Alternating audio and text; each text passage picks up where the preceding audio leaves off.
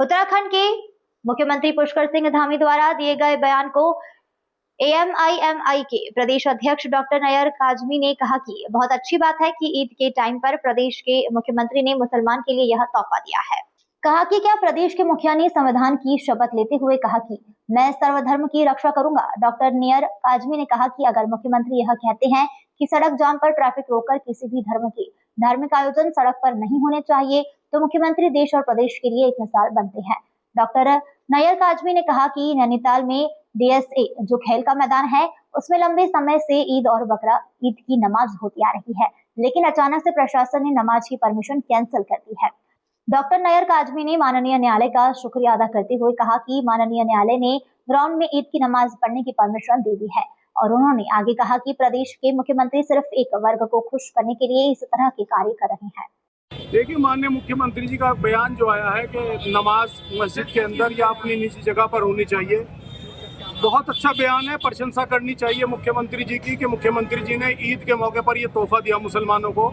लेकिन मेरा सवाल माननीय मुख्यमंत्री जी से है कि अगर माननीय मुख्यमंत्री जी ने संविधान की शपथ लेते हुए ये कहा था कि मैं सर्वधर्म की रक्षा करूंगा, सर्वधर्म के अधिकारों की रक्षा करूंगा, अगर माननीय मुख्यमंत्री जी ये कहते हैं कि सिर्फ नमाज ही नहीं, किसी भी धर्म का धार्मिक आयोजन सड़क रोककर, रास्ता रोककर, ट्रैफिक रोककर नहीं किया जाएगा, तो शायद प्रदेश की जनता और देश की जनता के लिए माननीय मुख्यमंत्री जी एक मिसाल पैदा करते हैं। लेकिन होता यह है कि काफ़ी लंबे समय से नैनीताल के अंदर डीएसए ग्राउंड के अंदर जो खेल का मैदान है, ईद और बकरीद की नमाज अदा की जाती है, प्रशासन उसे अचानक कैंसिल कर देता है। मेरा सवाल प्रशासन से है कि आखिर किस दबाव के अंदर वो परमिशन कैंसिल की गई, कौन लोग हैं आखिर वो जो उस लंबे समय से नमाज पढ़ी जा रही थी वहाँ पर और उसको कैंसिल कर दिया।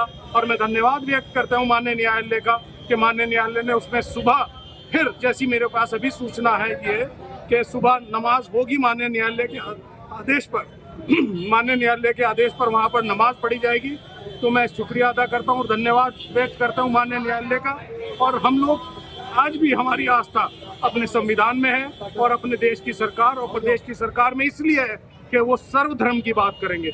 लेकिन हो ये रहा है उत्तराखंड के अंदर कि माननीय मुख्यमंत्री जी सर्वधर्म की बात तो करते हैं, लेकिन जब अधिकार छीनने की बात करते हैं तो मुसलमान की बात करते हैं, मुसलमान की धार्मिक आज़ादी को छीनने की बात करते हैं। तो मैं आप लोगों के माध्यम से ये कहना चाहता हूँ माननीय मुख्यमंत्री जी, सर्वधर्म की अगर बात की जाए तो सर्वधर्म में आपने जिस संविधान की शपथ ली थी, आप उसी के शपथ के अनुसार यहाँ पर प्रदेश में कार्य भी की। सीधा सा एक सॉफ्ट टारगेट, सबने मुसलमान को सॉफ्ट टारगेट बना लिया।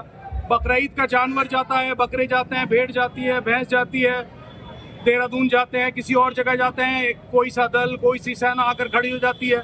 कौन उन्हें ये अधिकार दे रहा है कि वो चेक करें कि इसमें क्या जा रहा है? पुलिस प्रशासन हमारे पास है, हमारी सरकार हमारे पास है, हमारा शासन और प्रशासन हमारे पास है, वो चेक करें।